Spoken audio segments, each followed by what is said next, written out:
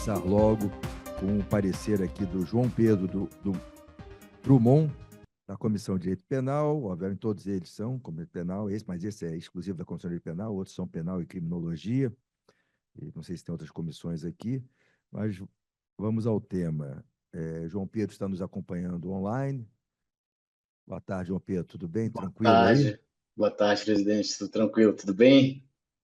Prazer te ver. Vocês sabem que o João Pedro, eu tive a honra de trabalhar comigo muitos anos, até que ele achou que o meu escritório estava pequeno para ele, foi para São Paulo, e agora está aí brilhando com o seu próprio escritório. Todo sucesso para você, tá, João?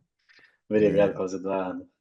O tema aqui é Resolução 289 de 2024 do Conselho Nacional do Ministério Público, CNMP, possibilidade de utilização da confissão do investigado em caso de rescisão do acordo de não persecução penal para oferecimento de denúncia.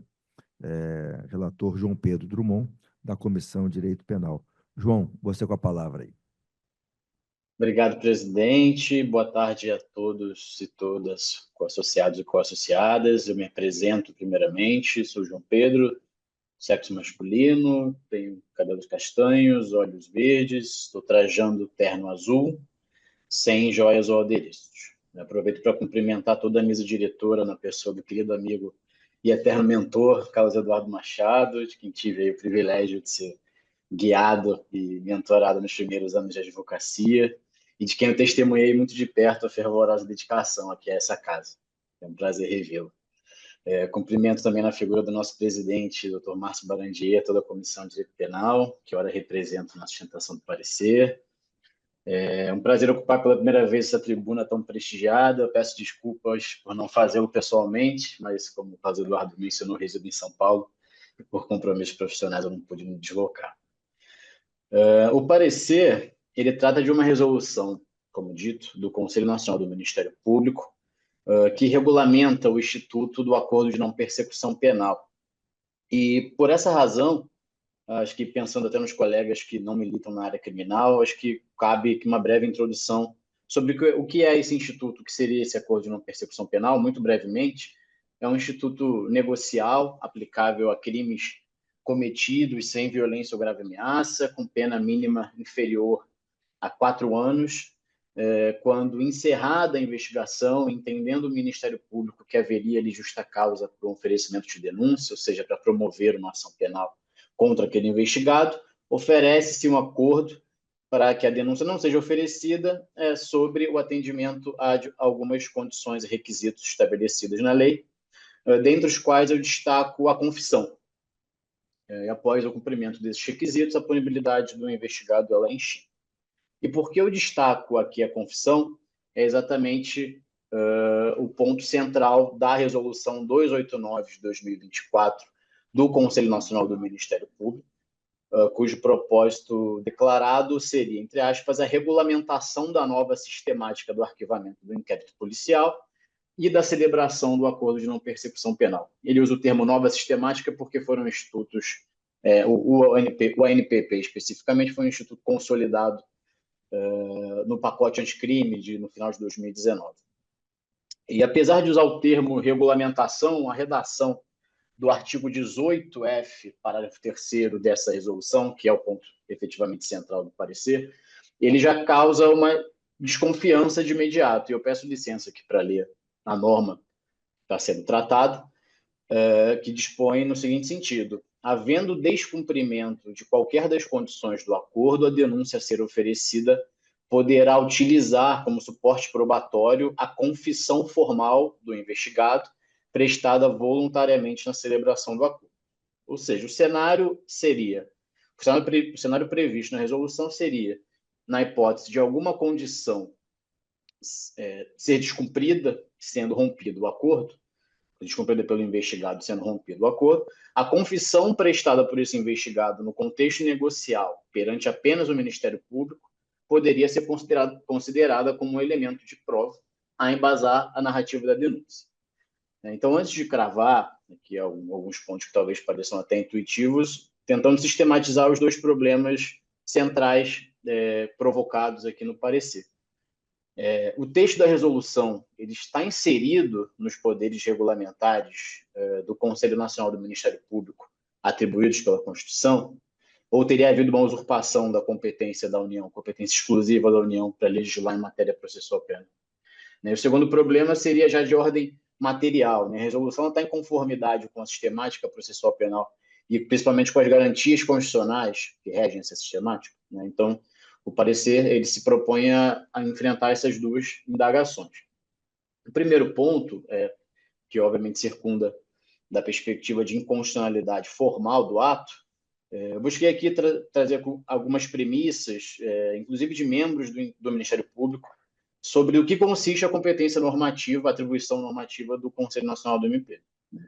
A Constituição Federal é bem clara, no artigo 130, parágrafo 2º, ao estabelecer que compete ao CNMP o controle da atuação administrativa e financeira do MP e zelar pela autonomia funcional e administrativa do Ministério Público, podendo expedir atos regulamentares no âmbito de sua competência.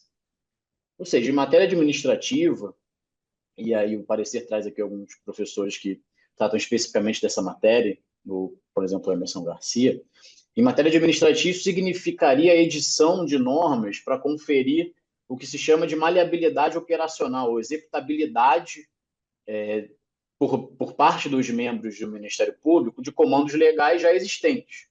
Nada mais do que isso. O professor Emerson Garcia ele até afirma que esses atos, essas normas, só terão uma projeção externa, ou seja, só impactam a esfera jurídica de algum indivíduo ou ente fora da administração do MP, na medida do que for estritamente necessário ao regramento de atos essenciais ao cumprimento de seus poderes pelos seus membros. Ou seja, é um contexto de absoluta subsidiariedade, muito diferente do que propõe a resolução, e aqui já sendo um pouco mais sugestivo. E outra premissa que o parecer busca estabelecer é quais são os comandos legais do Código de Processo Penal sobre o NPP, mais especificamente sobre a rescisão do NPP e onde entra a confissão nisso tudo. O parágrafo 10º do artigo 28A, no qual está regulamentado o acordo, estabelece que em caso de descumprimento do NPP, o Ministério Público, o promotor de justiça, ele deve apenas comunicar ao juízo para fins de sua rescisão e posterior oferecimento de denúncia, ou seja, não menciona nada sobre a utilização da confissão. Por sua vez, o parágrafo 11 do mesmo dispositivo, ele também trata do cenário de descumprimento, apenas afirmando que se o investigado descumprir o acordo, não será possível depois oferecer a suspensão condicional do processo, que é um outro instituto despenalizador, uma outra questão negocial possível aqui no processo penal. Ou seja, são as únicas duas previsões legais sobre a rescisão do NPP, sobre rescisão por conta de descumprimento do acordo, e nada é dito sobre a confissão.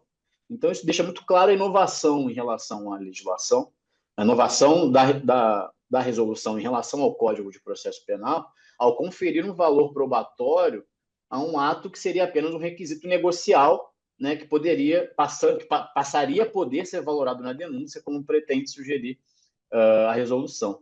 Então, ele inaugura um cenário, uma repercussão de um cenário pós-acordo rescindido, inclusive mais grave do que se jamais tivesse havido o acordo, gerando até questionamento sobre a atratividade do Instituto, que foi pensado para gerar um desafogo na máquina judiciária. Poderia até se dizer que a lei é um pouco lacunosa sobre a possibilidade ou não de utilização dessa confissão na denúncia, de fato nada é dito, mas nesse caso deve prevalecer o princípio do favor rei, diante de uma lacuna não se poderia presumir uma interpretação desfavorável ao acusado, ainda que abstratamente. Definitivamente não seria o Conselho Nacional do MP o ente correto a suprir essa lacuna por meio de uma norma administrativa. Essa situação ela não é inédita. Recentemente, o Supremo se deparou com um cenário idêntico na ação direta de inconstitucionalidade 5793, proposta pelo Conselho Federal da OAB, impugnando a resolução 181 de 2017 do mesmo órgão, também do Conselho Nacional do MP, no qual tentou-se criar uma sistemática específica para os chamados PICs, os procedimentos investigativos criminais, são as investigações promovidas diretamente pelo órgão, estabelecendo premissas ali como sumariedade, desburocratização. E a ação foi proposta e o voto do ministro Zanin, que prevaleceu, ele foi direto e nem foi preciso uma grande engenharia para concluir pela inconstitucionalidade formal daquela norma. Eu até peço licença para ler um trechinho. Ele afirma que resoluções não constituem leis em sentido estrito. O CNMP ultrapassou os limites do seu poder regulamentar ao expedir, normas processuais de caráter geral e abstrato em matéria cuja disciplina é de competência da União. O ato impugnado é, pois, formalmente inconstitucional e, no entender da comissão, na qual agora represento, é exatamente a hipótese, também a mesma hipótese da Resolução 289 de 2024. Então, estamos diante aqui do mesmo fenômeno. Então, do ponto de vista formal, nosso entendimento é que há um vício de iniciativa por ter sido usurpada a competência legislativa da União para legislar em matéria processual penal.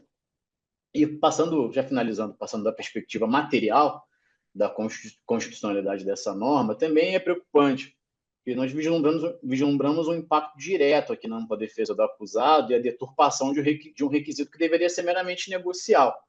Mesmo que a confissão ela não seja mais a rainha das provas no processo penal, e houve realmente muitos avanços nesse sentido nos últimos anos, esse cenário coloca o acusado, e peço perdão pela coloquialidade, uma sinuca, que ele responderá a um processo no qual já terá confessado antes de sua judicialização. Então, a sua garantia de falar por último no processo ela fica materialmente prejudicada e é inegável a influência disso no livre convencimento do magistrado, ainda que ele tenha a oportunidade de se manifestar em juízo posteriormente. A linha pelo qual ele se manifestou já vai ter sido traçada. Então, ele fica retoricamente acorrentado a uma confissão prestada num contexto extrajudicial, apenas junto ao Ministério Público.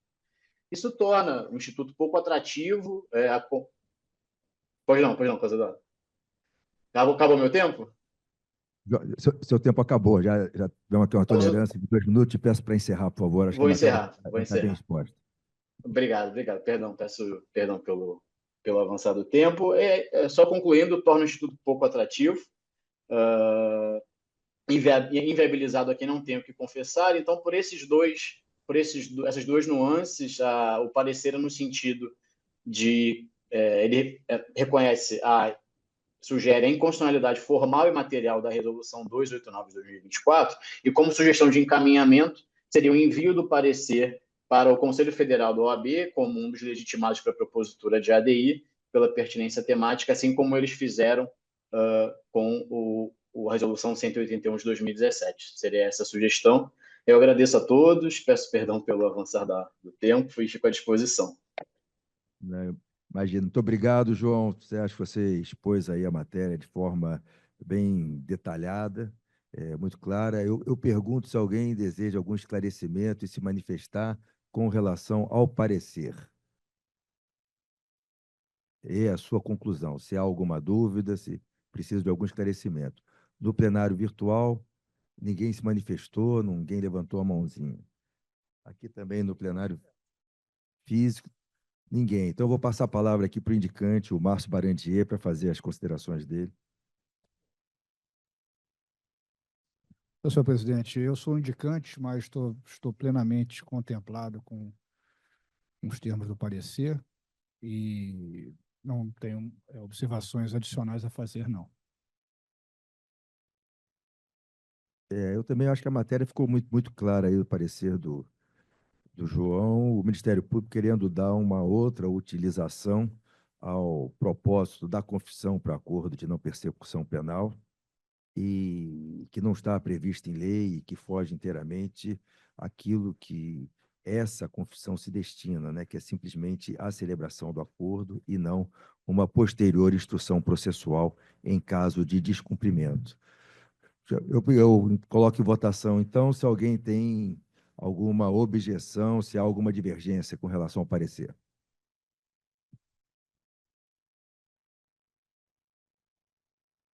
Bom, no plenário histórico aqui, não, nenhum. Acho que no virtual também, mas colocar o quadro aí de votação.